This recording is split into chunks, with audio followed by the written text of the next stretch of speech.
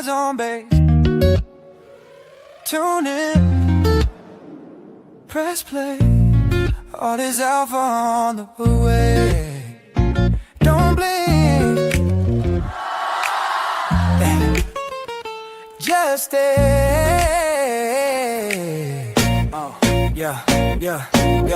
Got my coffee and my tabs up. Charts on the screen trying to level up. Base junkie breaking down that A-Prip. Crypto now we're turning threads into seminar. What's a booth, what's a yield, what's a peg mean? They turn the jargon into real life scenes. From airdrop dreams to blue chip streams, they map it all out, now we all on the team. From what is gas, so check my stats. From I don't get it, to run that bag. All eyes on base, stay locked in. Learning Defi while the beat stay bumping. Oh yeah, from the first little back to a major move. Base junkie, now we got something to prove. Get your notes right. Turn that late night scroll to a smart life guide. We just press play, let the questions fly. They explain that yield while the numbers climb high. Click connect, now I see the pool flow. Two-side deposit, watch the tokens grow. LP tokens in my wallet, feeling brand new. Fees dripping in while I'm chilling with the crew. Talking risk and permanent, what that do? They slow it down till the smoke shine through. From rug red flags to the gems in the rough, they keep it real clear so the fans stay up. Yo! And welcome everybody to this week's edition of Owl Eyes on Base DeFi, the weekly show where we talk about DeFi yields, cover the latest and greatest projects that are happening here on Base. As always, I'm joined by my wonderful co-host and DeFi expert, the founder of Know It Owls community, Mr. Crypto Noah. How are you today, my friend?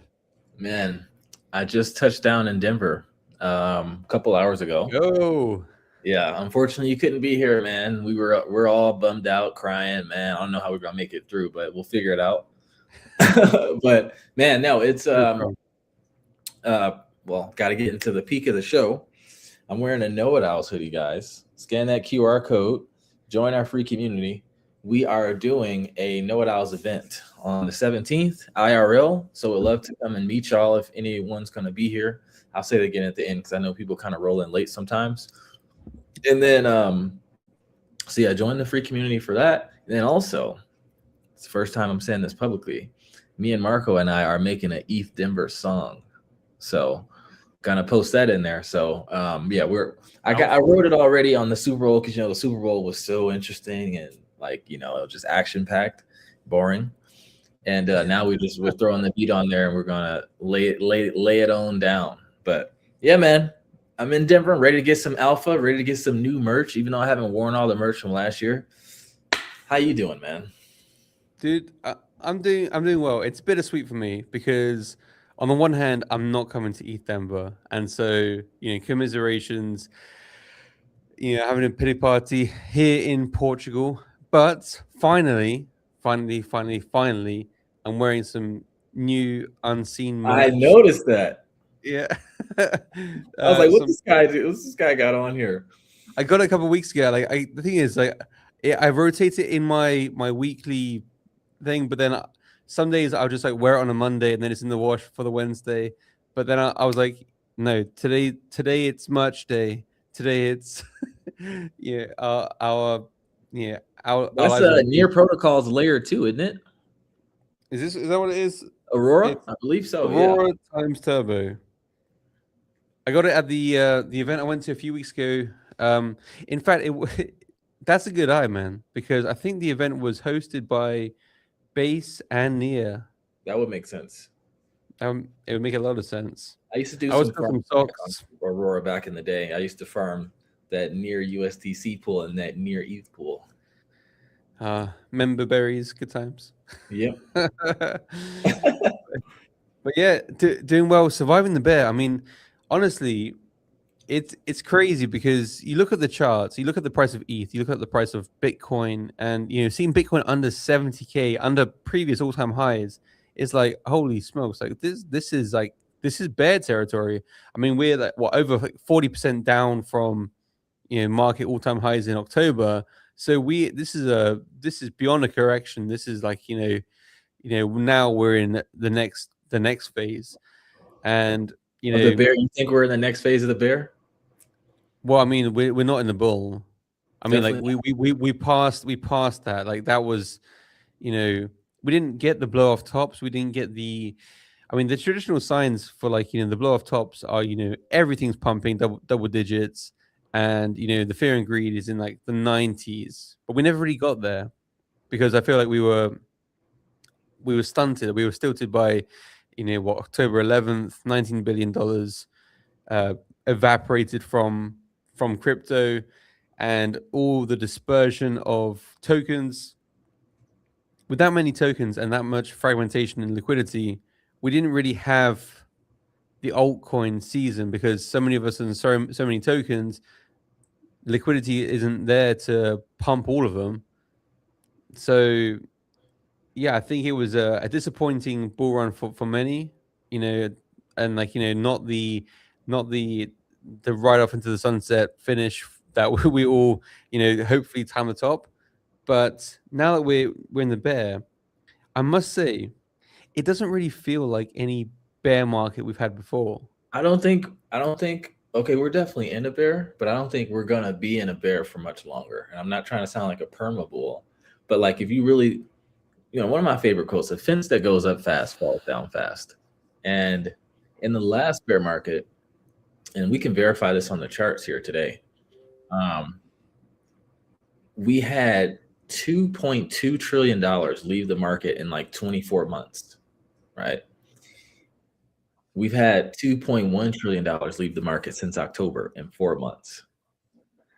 We saw the fear and greed meter go to the lowest it's ever been. Was it 6? I forget the score, but it was lowest that it's ever been since they created that tool, right? And this is on the midst of interest rates being lowered everywhere. About to get a new Fed chair here. Probably it's going to be Kevin Walsh, who's basically just I'm not going to say that. He likes Trump. Let's put it that way. And then yeah, you have Q Day. You had the whole Epstein thing come out, and people believe Jeffrey Epstein was Satoshi Nakamoto, even though I think they're just saying that so they can scare people into selling. But I don't think that anytime things drop out of the floor that fast, it's usually a pretty nice recovery. And I'm not saying we're going to a blow off top tomorrow, but I do still think it's going to be a good year. And I think there needed to be a good old shakeout first. Personally, but even if it don't happen, I don't care because all we do is farm over here. So, dude, I want to get you on the show with Toro, because Toro, he's my other quant. He's my Thursday night show host that we do a fireside together, and he's been pretty good. He doesn't have the perma bull glasses, and I'm not saying that you do, but I'm I don't know, delusionally optimistic, sometimes. And I think you have to be that if you want to be a founder. You need to we didn't see ETH really go past all-time highs. Bro, I mean, have we broken 5K? I think we did a little bit, but if we did, it was around that. Just so it's just like, yeah. I don't know, man. And then with Bitcoin, dude, like people don't realize that one Bitcoin nowadays represents a derivative, whether it be a credit note or futures or perps. Like one Bitcoin can represent 6 contracts, and all of those contracts can affect the price. It's the same thing that happened with gold and silver. Anytime a product, an asset gets products created around it, the gold ETF, right? You always, it's easier to manipulate it, especially with the market cap as small as Bitcoin's. Right. So the market isn't as bad as it is, as bad as the lack of liquidity that we had. Liquidity is the bloodline to markets. And even if people always talk about the Bitcoin halving cycle, and while we all can probably agree that it has a lot less relevance nowadays because most of the Bitcoin has already been mined, Bitcoin's price is more correlated with liquidity, right? Because Bitcoin the first couple bull markets were when we were in a low rate environment and liquidity was abundant. Bitcoin's price is more related and correlated to liquidity versus to halving, right? And we're just now seeing liquidity start to come in, and it is a lagging indicator, right? Inflation is the most lagging indicator in the economy, and liquidity kind of works like storms. What happens when a hurricane comes? Before there's an abundance of water and everything gets flooded, right? All the water retreats back. The beaches are like empty, and you can seem like you can walk to the middle of the ocean. Are you describing a tsunami? Hurricane, tsunami, same shit, right? I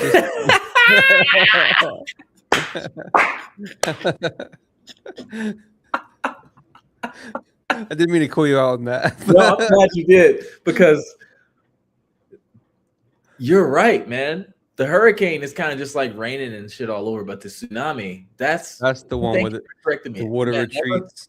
Never feel like you can't correct me, man. I always want to be corrected. I'd rather that than you just be like, this motherfucker doesn't know the difference. And I'm just saying it for years. Is this guy not listening in geography in year 8? Like, this guy's not watching the Discovery Channel or what? What's going on here? Yeah, man. But hey, let's. I mean, Before you're absolutely right. Go on. Oh, go ahead.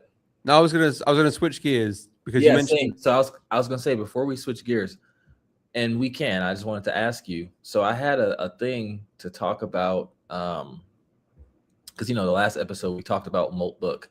I have this thing prepared, basically talking about the agent economy and like the implications of that, and agents having wallets and doing business with each other. Do we want to push that back to the next show, since we're like super bear and people are scared right now? Just talk about markets. It's an interesting topic. We can always do that.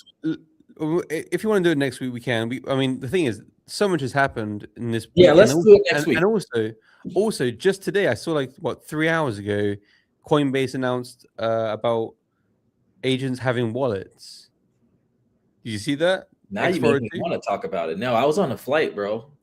I mean, literally, it's all cutting edge. I didn't properly research the article. I just saw the announcement. I'm like, oh wow, that's I need to get on this. I need to, because for example, for me with Fireside, we're kind of going slightly the contrarian route, where it's like, okay, look, but the whole world is moving AI. Great, I love it. AI helps us in so many different ways, but humans still need a place to connect and converse, and that's kind of what we're building, like a safe haven for humans. But also, it's like this thing is a snowball that's growing, and right now, looking at the charts, one of the reasons why this doesn't really feel like a bear market we've ever seen before is that, in spite of all the majors and most of the tokens being way down in price, the AI sector on base is a booming. So, I mean, maybe we push some of that stuff to next week, unless it comes up organically. We can do it next week, because normally we do it at the beginning of the show. It is just a lot of stuff to talk about. And actually, to your point, I should have my buddy Marco come down and talk. But basically, he was on the ride home. He's building an operating system, because he was telling me a big problem with AI today is that it's an AI war going on, and they're basically trying to insert themselves into other AI's code and prompt each other and manipulate each other and turn them into things that they're not. Oh, wow. Right. So he's built an OS that basically is like a container, and it can't be manipulated, and it's going to be able to run a business and just be automated. I'm happy to have him come down and talk if we want to do that. But yeah, it's by the way, someone knock on OpenX AI door and tell them everyone's outside. Jesus Christ. You know what I mean? Jeez. Talk about real. AI. I mean, but no, it's You also said something about Coinbase migrating, or the base app changes in the base app. What's up with that, man? So people that are tuned in, the reason why we're frequently late to start our 9 p.m. UTC show, we usually start at 10 past, quarter past, is because we didn't really chat during the week, but we're friends, and we're interested in the same stuff. We end up having a bit of a catch up, and it's like, oh, dude, did you see this? Did you see that? Oh my goodness, have you heard about what happened in crypto? And then it's like, holy shit, we need to be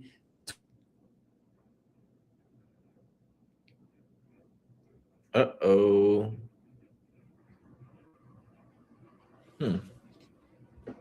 Looks like we lost him.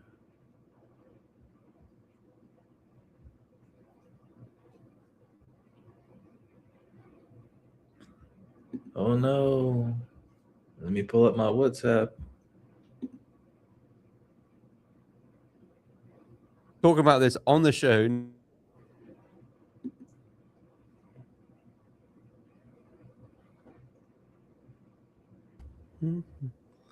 Okay, And we're you back. said you cut out for a second. You said we need to talk about this on the show, and then that's where you cut out. Okay. Okay. Basically, See, we have a conversation before we go on Joe. We need to talk about it on the show. And that's where you cut out. yes. So I'm not sure what happened there, but I think we both cut out. Maybe it was a StreamYard issue. So apologies to those watching.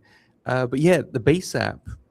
So if you remember a few weeks ago, it was feedback season.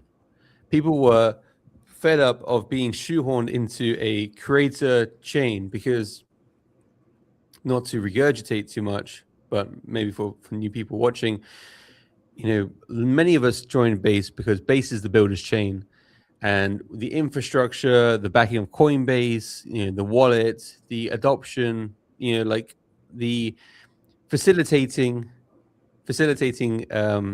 onboarding for users in the most seamless way.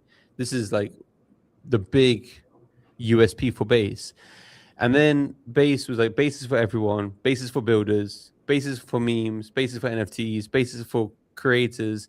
Now Base is for traders. They're now going to strip away the social feed. So all the stuff that was Zora, they're ousting it, which we spoke last week about Zora being Going to Solana. being silent. We spoke Zora being silent for about 2 weeks, 3 weeks now. 20th of January was their last post. Apparently they lost the password to the Twitter, which is a pretty flimsy excuse. Then their bio says, like rebuilding or something, like upgrade or something in progress, and it's like, okay, but like it feels like they've fallen out of grace with being like prompted, like pushed on a pedestal for so long. The community's like, we're not all social media superstars. Like, we want to build stuff. And so Coinbase heard that loud and clear and completely getting away with like pushing that away. Like, okay, look, Base not for creators, we're ditching that, which for better for worse, fair play to them for making a hard decision and a big decision, because what was happening before wasn't working and it wasn't catching on. And many people were saying, Base app feels too diluted. Base is for everyone. What does that mean?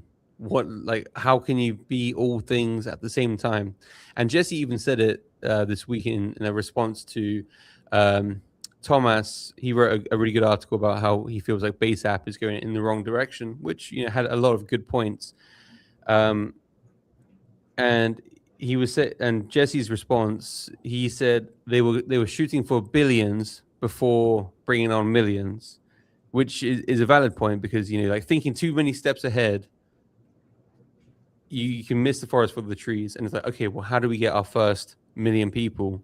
Well, Base is for traders. People trade on Coinbase wallet, and to make that the go-to experience, and also that's what brings revenue for the business. Like, that's kind of going to be their focus. Damn, so they're kind of going back to how it was before, but except you can probably trade on a DEX on your phone. I'm curious how it's going to be, because to me, it doesn't make sense to trade on Base app with a 1% trading fee compared to Farcaster with 0%, or Uniswap also has 0%. Like, there's a lot of trading wallets that are fast with 0%, and then there's also like trading apps which are even faster for 1% fee. So it's like, well, hang on, if you're charging the same as, you know, a turbo exchange, like a turbo trade, the same 1%, what's the benefit? So obviously they're building in public. The product isn't finished yet. They're taking on board feedback. But the thing that I am really, I think their USP, which they haven't really directly said, apart from Nick Prince, and I saw Clemens also post about mini apps. Mini apps are going to have a leaderboard. One of the interesting and possibly good, but also possibly bad points about the mini apps is that they're doing a leaderboard, but it's based on trading. So, like, you know, if you have a mini app, you'll need to have transactions, and transactions usually means have a token. And for many projects, when you introduce a token, the focus is less on the actual substance of the project and more on the price of the token. And so for some projects that don't even want to launch a token, I can understand how they may feel like, well, hang on, like, this is a fun game for people to do. We don't want to have a token, but now we won't get visibility unless we do have a token and do have volume. So again, they're working it out in public, for better, for worse. Only time will tell. Man, so Zora and Coinbase are not on the best of terms right now. The band is broken up, man. Zora's been tweeting a lot about Solana, or at least was. And then now Coinbase is getting rid of the social portion of the base app. I mean, yeah, man, that sucks. I'm just like, okay, well, I'm gonna have to look at my portfolio and see if I'm gonna have to make some changes here. I mean, not financial advice. I'm not bullish on Zora. You know, given the fact that this is the first. I mean, look, it can go one of three ways, in my opinion. One, they've fallen out of grace.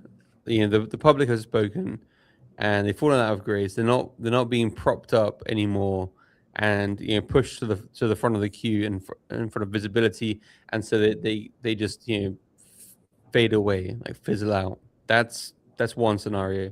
Two, I mean, they got a lot of financial backing. They could just crime the chart up. I mean, like, there's no. I mean, the price is pretty bleak right now. So I mean, like, how low can it go? Like, it's like it can just pump because of, like, who's a part of it, or three, you know, they pivot. They find because, I mean, Zora, they've pivoted 5 times. Like, no shade to them. Like, you got to be adaptable, but they've had like 5 hard pivots in their time. They're like, I mean, like, yeah, literally, they're trying to find product market fit. They're like putty in a, you know, like, they're trying to play Tetris with us, and they just keep close but no cigar. man, Who knows? you know, you're right. One thing that comes to mind, if they are going to Solana, because they've been tweeting about it, Lucas, the founder of Abstract, what's his name again? Lucas, I don't know why. Luca Nets. He was saying that the reason why because they launched Pingu on Solana, right?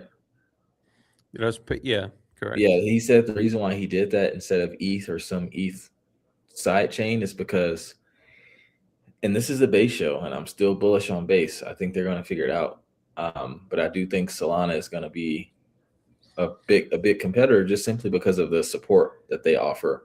He said that when they went to launch on ETH, it was ETH whales. Like, basically, ETH has a whole different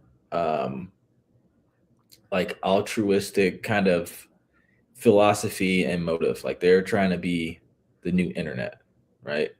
And no one marketed TCP/IP. They just adopted it. So it's like I get it. Like Solana, he said the difference with Solana is that the whales and like the OGs actually support projects coming up. He said they couldn't get any help or support or feedback from ETH, especially like the whales. But on Solana, most of the whales actually invest into new and up and coming projects. They're easy to communicate with. The vibe's just different. So any ETH or L2 chains are watching, got to support each other. You know, that's the whole point of having a community. You know, lean on me when you're not strong. Like how their community, how Zora's community is. You know what I mean? They're kind of pissed off. So Yeah, I mean it's a very valid point, and to be honest, even though I'm base junkie, you know,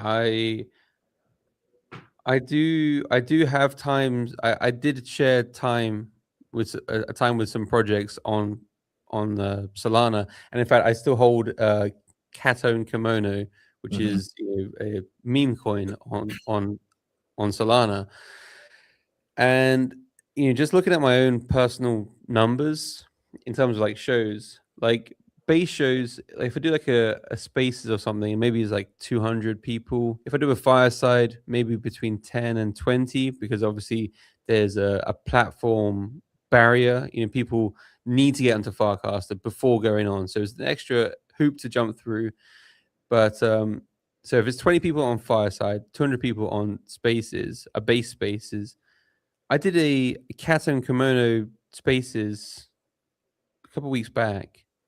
There was like 1,200 people, and I was like, "What the heck?" Like, I didn't realize there was that many people here in crypto. Wait. You just went and did a like how you on your Twitter, you just went and made a video like, hey, I'm doing this video with the cats. And Well, I people mean, just they want showed base. up. I mean, the thing is, like, I don't think they're coming. They weren't coming from me. Okay. Just back in the day, I used to host the cat and kimono spaces. Like back in 2024, I Okay. was I was like the weekly Isn't show it host. crazy how that's back in the day in crypto? It's like crypto is dog years, but go ahead. Yeah.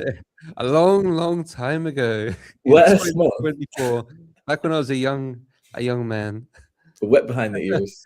Yeah, and then like the CTO lead just reached out to me. He's like, "Hey, bro, do you want to? We're gonna kick up the ban again. It's time for the OG projects to come back." And I'm like, "Yeah, you know what? There's no school like the old school. There's been too many new projects. Like, yeah, why not? Let's do a spaces and kick it with the homies and see who turns up."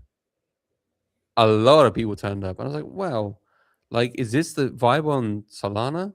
They support each other, man. I will say that. They're a little bit more degenerate and unserious, but in a way, they're more serious. I mean, so crypto. Sorry, Eric Crypto Man. Are you familiar with him? Mm-mm. His PFP is Eric Cartman. But anyway, he on his bio, he's got like the number six Bybit futures trader in the world, and more 100x's than he can count. And he was talking about the vibes being different on base, and he's like, "Isn't?" He said, "It's so great to hold base tokens because I can go to sleep and wake up, and my portfolio is actually bigger than like the tokens didn't nuke while I was asleep." He's like, "That doesn't happen on Solana." There are So trade-offs, man, for sure. I pros feel pros like and cons. base is like San Francisco, Solana, or base or Solana is kind of like San Solana, San Francisco. Francisco. Yeah, that's Yeah. what I'm saying. Solana's like San Francisco, and Ethereum is like New York. Like they're serious and like, oh, I've never been to New York. I would say I would say base is like Vermont. I never been to Vermont. I've never been to New York. Base Base is is like Portugal. base is kind of like base is kind of like San Francisco too. I would say they're really leading edge and like trying new stuff. This But stuff, Solana, this stuff no, with the no, AI is they're all more like LA. Maybe like LA vibes. okay. Well, I'm not too If I familiar with had to put a latitude, longitude on exactly where they were, no, I'm just kidding. it's like this street over here. The lat long of 2871. That's base. Oh, I'm well familiar with that. Yes, I definitely agree. But hey, talk to me. What were your thoughts on the Super Bowl commercial and merch? Man, that base. I mean, you are in Denver. You've gone for the merch. Now, if you see the They could have did Coinbase better. They could have did better on the Super Bowl commercial, for sure. on the commercial, Yeah, and honestly, I didn't see the merch. You have to pull it up. To be honest, I was writing the East Denver song during the Super Bowl because I'm like, man, this is boring, and then the wave just hit me like, you need to create an East Denver song. I remember Prince used to say, Michael Jackson said one time, like sometimes he'd be sleeping, he'll get waking up in the morning with like a song idea, and he's like, I gotta go make this before the idea comes to Prince, because they believe, and I believe too, that ideas are like living beings and they find people through which to like birth themselves through, and it's just like, oh, if this person doesn't want to bring me life, I'm gonna go to this person.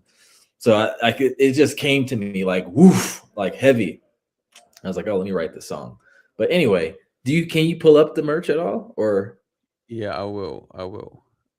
yeah, but the Super Bowl commercial was just like, man, I don't know if they were like trying to rush something out or what, but like, I yeah, actually, I was fine with the commercial, and I'll yeah. explain in a moment. But the merch, Let's pull up the commercial too if we can. okay. Let's So look, can you see my screen? Yep, So yeah, so for reference, dude, I could have made um, that on fucking logo joy. have you seen it? They changed the Coinbase logo to be like the lyrics. Can you hear this? Yeah, full screen it. Yeah.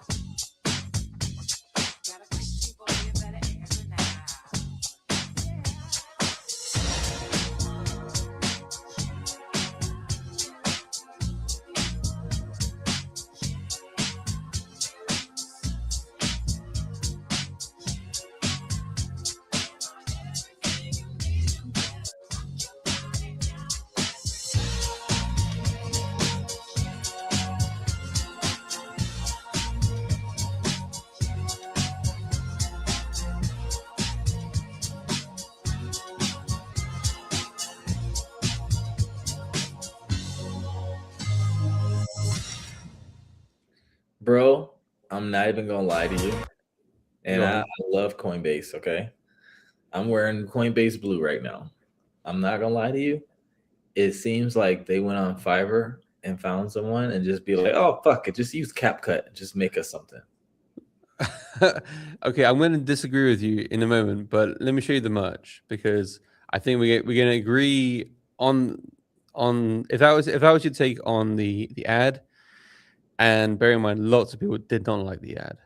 You know, I Yeah, it saw. didn't really like, it didn't hold me. I only watched it because you're showing me right now. Like if that would have popped up and I was watching the Super Bowl, But the thing is, or it doesn't. Okay, but I want to give my take on that, but okay. Let's see this. Let's see the merch yes. here. So here we go. Here's the merch. Everybody, yeah. Yeah, I mean, the yeah hat is kind of cool. It says, you what like does it the say on that Coinbase? Full screen it. Coinbase, okay.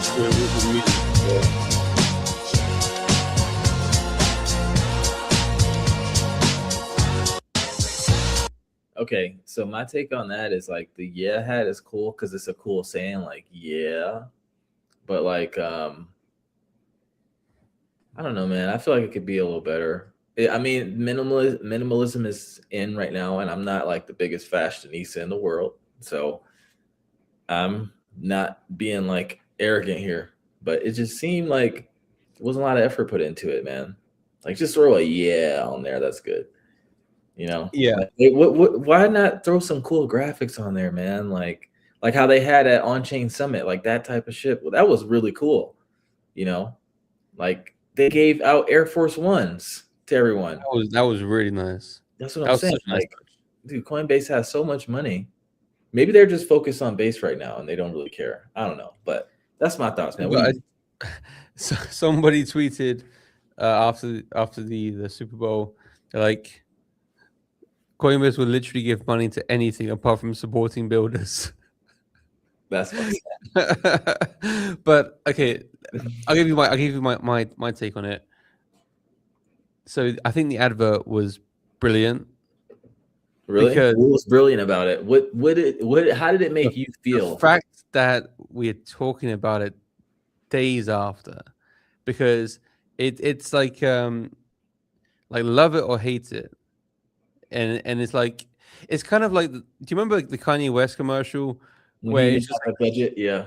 yeah, exactly, it's just like so because But Super Bowls He's a Super person. Bowls everybody like goes all out on it and has very high production value, really professional videos, and it's like okay, oh, here's another movie quality commercial for 30 seconds. Okay, yep, I'll buy some Doritos. Okay, yep, Gatorade. That's cool. But like to have something that just like sticks out like a sore thumb, that's what gets your attention. So that's why Kanye West was such a genius for that. And that's why for this, the first time I saw it, I'm like, bro, like whatever you paid, you got ripped off. Like because unless they just got it off YouTube, just like some like 14-year-olds, lyric hub video, like they overpaid for it. And but crypto Twitter was talking about how shit the commercial was, and the fact that so many people were talking about it. It's like which commercial was so bad? Coinbase. And the fact that the people that were actually watching it, you saw like these reaction videos, people are like, oh yeah, that's nostalgia. Everybody and like everybody's The singing song it. is nostalgia, but like, man, they could have like did anything. It didn't have to be high movie production. It could have been like some animation. It could have been AI. AI is crazy right now. They could have like, I don't know. I feel like they could have. It looked like a budget karaoke machine. Yeah, I feel like Coinbase's job is to inspire people some way, somehow, to come on chain. And I'm a big branding guy. Like I've read all the books on branding. Like I love branding. I want to build a sexy company, and that's why we're doing this with Know What Else. Join the free community. Anyway, I just feel like they were supposed to inspire some folks, and it was kind of just like not. You know what I mean? So Yeah, I don't. So, and then I think the merch is ass. If I'm being honest, I think it's super. Like I wouldn't wear a hat that said yeah, yeah. and I wouldn't Well, like like no, I wouldn't wear it. I'm not a fashionista either, but like the like a Backstreet Boys logo or like song lyric, like bro, like we're grown men. Like, like yeah, I was singing it along. If it's on the karaoke or if I'm with friends and it's just like, oh yeah, I remember that. If I've got a few drinks in me, yeah, why not? It's a fun time. Everybody knows the lyrics, whether you like to or not. But to wear merch for it, like, bro, I couldn't do it. And also, like to your point, I don't think it really inspired anyone. Like what was the correlation beyond getting attention? It got my attention. I think they massively succeeded in getting attention because it was so it stuck out like a sore thumb compared to the high production value ads. I don't know. I'd be curious. a homeless person is going to stick out of the crowd too because he doesn't look as high production. But that doesn't mean he's gonna onboard folks. You know what I mean? So that's how I look at it. Okay. Okay. Well, I mean, I think what you're saying is more so like, man, everyone's driving Ferraris, and he came up with this 64 GT Cobra. It's like it's retro, but it's still nice. I didn't think it was nice. I think it's more like everybody's wearing red, one person's wearing blue. You Yeah, know, the shirt has a hole in it. yeah, and he has no shoes on. Yeah, exactly. Well, should we talk about I know you said you made some moves in the market and you was thinking about I was telling you about like levering up. Should we talk about that? Let's talk about that because that's actually like the point of the show to talk about DeFi and ways to use it, like not just liquidity providing, but prior to the show, Crypto Noah and myself, we were talking about some tokens that seem on discount, and I was like the Neanderthal that I am, I was like, yeah, I sold an ETH to buy some of these AI tokens because I think they're brilliant. And I told him he was big wilding. Big wilding verbatim. Yeah. So first off, Super Saiyan J, what's happening with you? Thanks for pulling up on us. Super Saiyan J's a Chad. Yeah, let us know if you got some questions, man. But And Embryo's calling us out. Embryo, frequently late. Embryo, we appreciate you for being here every time.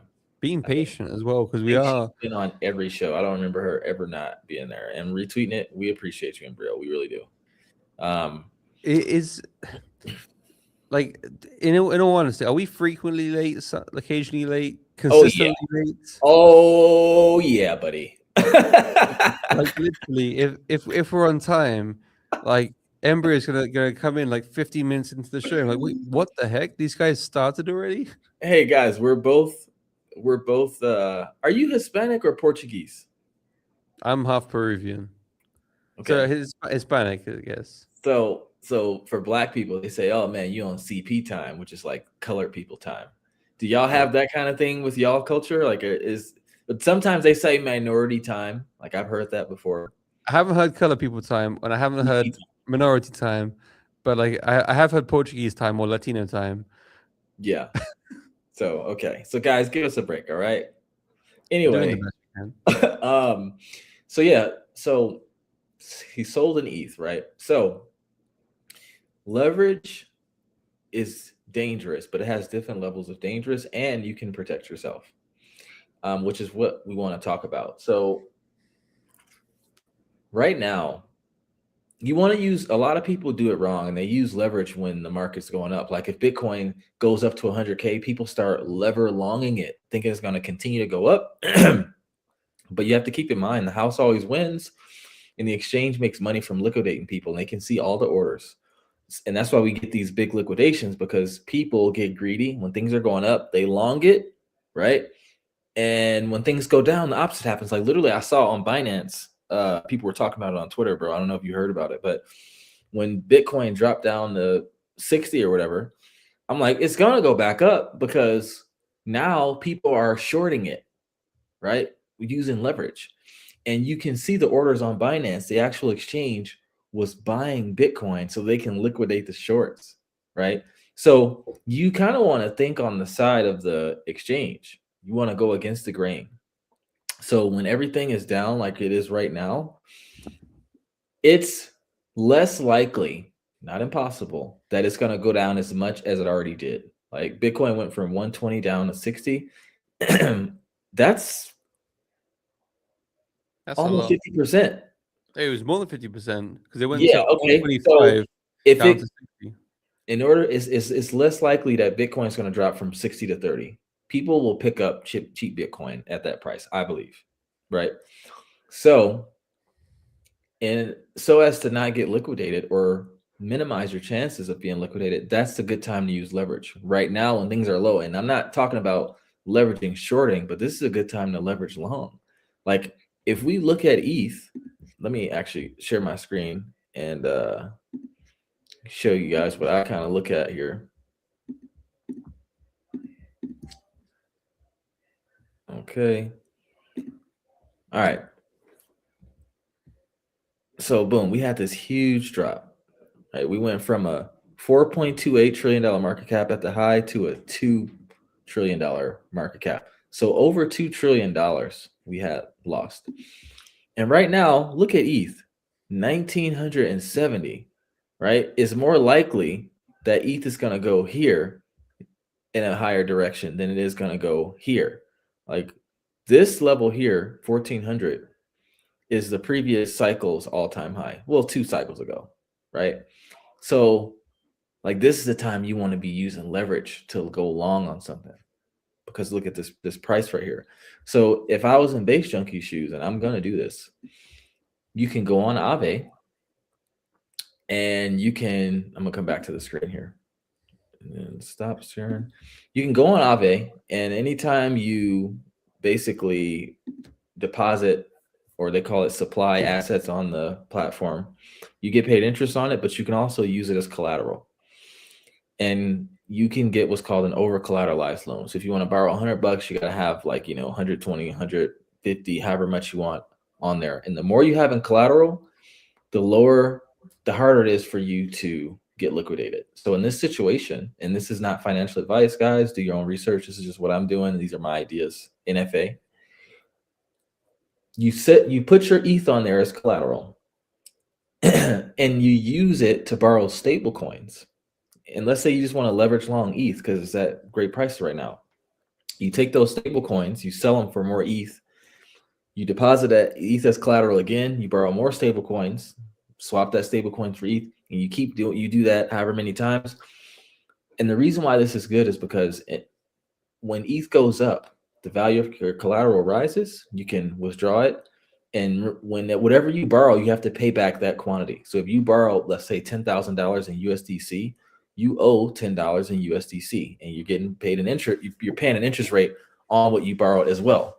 So, and we show you guys how to do this inside of our community. So what you can do is, now all the ETH that you looped, it went up. So you sell 10K worth, pay off your loan, and you keep the difference. You can also do things like borrow some, use it to buy altcoins that you think are cheap, some of which we're talking about in our community as well. And you can use another portion of it to get into liquidity pools.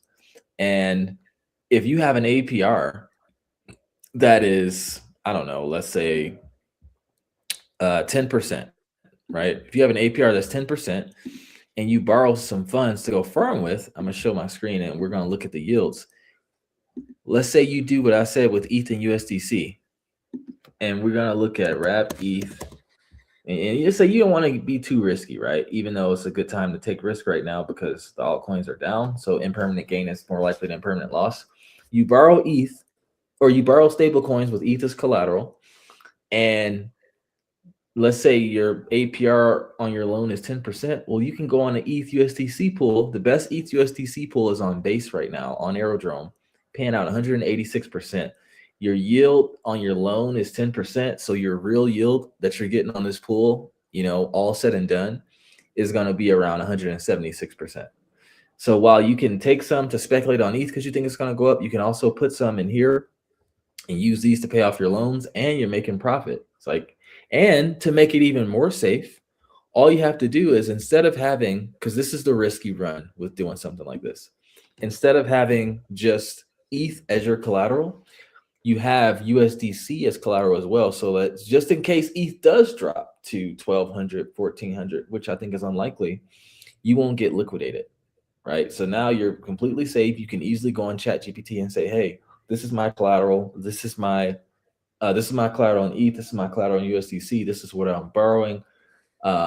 This is my loan score. How much collateral of ETH and USDC do I have to have in here so that I don't get liquidated unless ETH hits $500? And you can do that because we know ETH is not going to go to $500. So guys, this is a good time to use leverage. And this is why you always want to have a bag of stables so that you can be able to go shopping when the market offers discounts. So yeah, instead of selling my ETH to buy an altcoin, I'm definitely going to be levering up my ETH, using my stable coins as collateral, borrowing it, using some to farm, and using some to buy altcoins that we know are just gonna have a nice little pop, even if they don't go back to our all-time highs, just because of the capitulation that we've seen. I mean, yeah, I I have homework for after the show.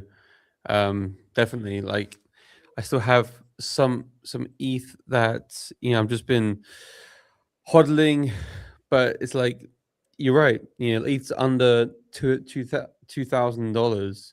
Do I see ETH under 1K? I mean, no. Like that was I mean, unless we get another situation uh like October 11th where there's just an error in the price of assets where things go to absolute zero,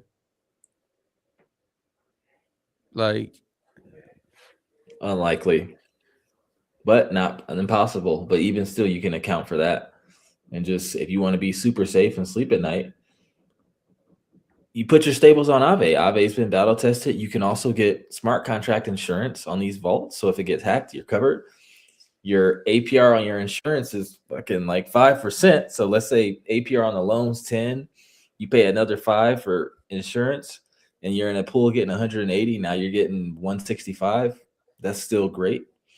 And you can put your stable coins on there, and your stable coins are generating yield for you. So you're actually, it's like putting your money in a savings account. So it's pretty no brainer. I know and it's when good. you do that on Aave, like what's the site that you use for that? What's the site? Yeah. Aave.com.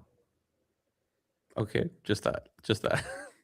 Yeah. Oh, wait. What were you asking? Did I miss something there? No. I mean, is it that simple? Just literally Yeah. You go on Aave.com. Aave.com and you can look at the rates across like the different networks. So like borrowing USDC, because the rates are based on supply and demand, right?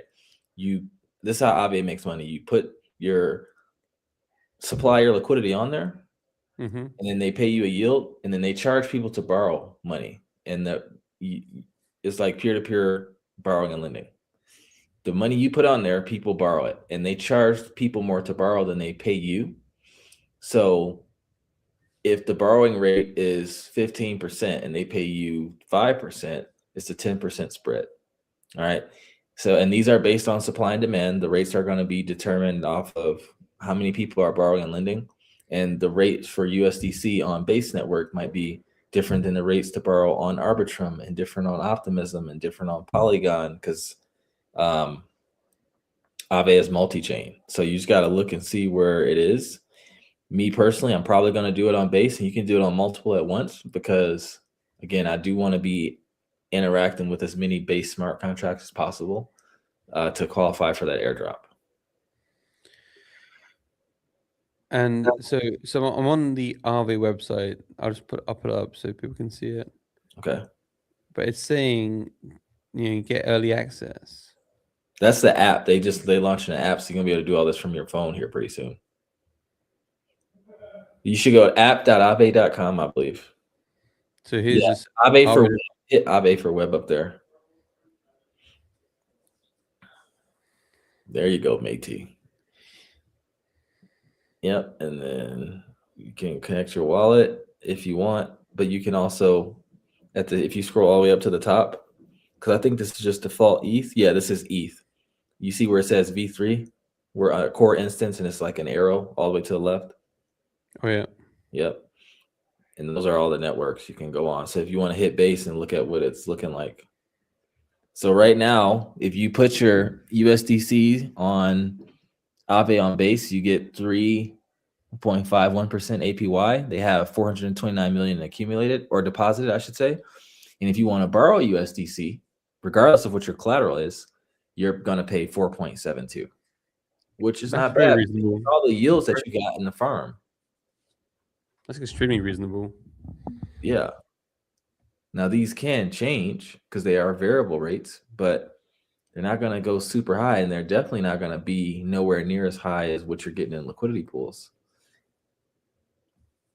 So even if you sit in the position for a year, right, you're in a liquidity pool making 75 to 100% a year on average.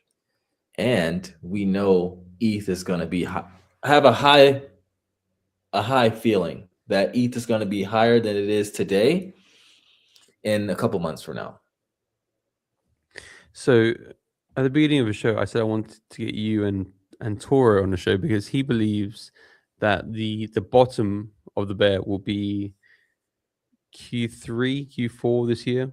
I wouldn't put that out of sight. Would not be surprised if we have a pump, because remember, I think Q4 after midterms. Markets typically do well in midterms. People want to get elected. They're usually like nicer when it comes to like esoteric policies such as crypto. I actually just talked about this in the macro update that I'm about to put out after the show. So it's a midterm year. We're getting a new Fed chair. So I think there's going to be a pump. We're probably going to get the Clarity Act eventually this year because it's midterms. So I think we'll get a nice pump. And then I wouldn't be surprised if we had a bear market, like a real one. Q4, like bottom out Q4, maybe Q1, maybe Q3. But I think it'll be after midterms, but I could be wrong. So you're not financial advice, but your prediction is that a bit of pain now, a pump around midterms, pre or post midterms? Pre. Pump the I think charts. 2026 to 2029, we're going to have a crazy bear market and probably see Bitcoin go down to somewhere crazy. And that's based off. What's crazy? What's crazy for you? I don't know. It depends on where it's at the time. Like if we see a $175,000 Bitcoin, you can see it go back to where it's at now. That'd be crazy. If I could see it going back to 50, it's possible. Honestly, with the leverage and how small it is, it's not hard to manipulate it. And it's not, just because like normal supply and demand. Bitcoin is not, the price is not based off of just like regular supply and demand because of all the leverage that's behind it and all the contracts and the ETFs and things like that. It's a lot of paper trading. And OTC, they don't even move on chain, right? So you don't even know what's really happening there. But I think that the 20-year cycle says we have a boom, we have a black swan event when we think everything's going to go to shit, right? That was 2020. Inflation is high, interest rates are low. People think we're going to have a bear market and things go up. This happened after the Cuban Missile Crisis. This happened after the tech boom when we had 9/11, things went up. And then at the end of that 20 years, what normally causes the bear market is something that results in a massive loss of jobs. What is that going to be this time? AI. So, yeah. Well, with that, I think 2029. I think that's within the 20-year window. So it could come early, it could come late. I think Donald Trump's going to try his best to keep markets pumping. But yeah, guys, that's why you just take profits and keep farming. Alpha, but it's also a very good point to zoom out, like really zoom out, and the whole rise of agents. We're all very excited to be working towards that, building it, but also we all know for the most part there's going to be a lot of jobs being replaced by it. So really, that's kind of one of the reasons why starting this show with you last year is because people are going to want to know where do you put your money in the bear market? How can we get our crypto working for us when the market isn't just pumping? So I think it's a very, very good assessment. I need to get onto the RV. I'm thinking back on times I was selling tokens, and it's like, I should have just been borrowing against it. This is the time to do it, not when ETH is at 5K when everyone else does it. All right, man. Well, that's good. That's good advice for me and for anybody else who's not wanting to sell, now's the time to borrow against it, provide some liquidity. But I tell you, like in fact, I'll tell you afterwards. But like that like the principal being down on some pools, it's just like maybe I should have just been in the stables, but hey, shoulda, woulda, coulda. Yeah, that's why you don't go low and you lower than 10% stables, 10, 20, because when you go do your rebalancing, you got to get back to that 20. And in a time like this, where your stables will probably represent like 40, 50, it forces you to buy cheap. And when it goes to the opposite, it forces you to sell. So, yeah. So is 20% your stables ratio? Right now, I'm at 10. No. I want to be really in the market now. I mean, 10 though. That's still good. I mean, I was telling myself 10, but what I was telling myself and what I was actually doing, because any small dip, I'm like, that's a bargain. I need to get that, and then it dips more. I'm like, oh fuck. Well, now let me DC it, and then I'm fully in, and it's like, all right, guys, enough of this. Like, you got me. Now let's. Yeah, it's like that sometimes. It's like that sometimes. But yeah, man, it's a science. You gotta approach it like a science. Just keep rebalance it, keep track of everything. That's it. Boom. All right, man. Well, listen, I know you're in Denver getting ready for the conference. Do you have any final words to leave us with? I'm gonna show you guys something funny because Marco thought this was really funny. Give me a second. All right, so to leave you guys, obviously, same shit I always say. Scan the QR code wherever it's at. Join our free community. Like I said, we're having an IRL event here in East Denver. We would love to meet you guys. Give us some feedback on the show. We're going to be shooting some content here as well. It's unfortunate that you're not here because we would have got to shoot one here live, but next year, or I'm sure I'll catch you at a conference this year sometime. And then we might be coming to that ABC conference at the end of March. We might be coming to that. We're doing a visual talk, or not a visual talk, like a virtual talk. If we don't, we were talking to Clarissa. But anyways, and we're doing an East Denver song as well. But so Marco, we like steaks, whose house I'm staying at. And I was like, man, I don't want to buy a steak here. Like, I want to marinate it and like be able to cook it with my marinade, have my own seasonings. So I marinated a steak, put it in a bag in my freezer, froze it, and then I put it in my checked bag. And now it's thawing out. So I got some air freight steaks here that we're about to put. He was laughing. He was like, dude, we got steaks here, man. You don't have to air freight the steak. So yeah, man, I'm about to have some air freight steaks, man. So hopefully y'all enjoyed the show. Well, there's the alpha. People came for the fashion, stay for the steaks, and everything that happens in between is just gravy. Yep. All right, guys. Well, listen, I want to say a big thank you to everybody who tuned in, to the 275 people live. It's been a banger show. I've actually really enjoyed this. Next week, we're going to talk more about AI and how it's going to make us all redundant. That's the next show. Definitely show up for that one.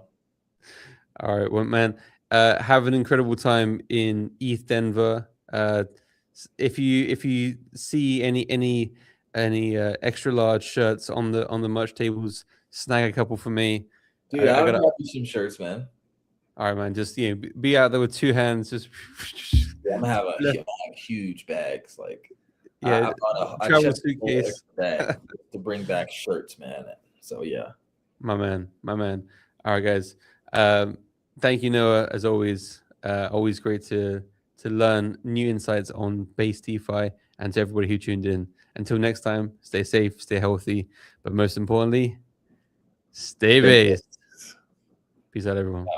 I'm a baseline junkie. I'm a baseline junkie. Tell him again. I'm a baseline junkie. Tell him again. And I like it funky.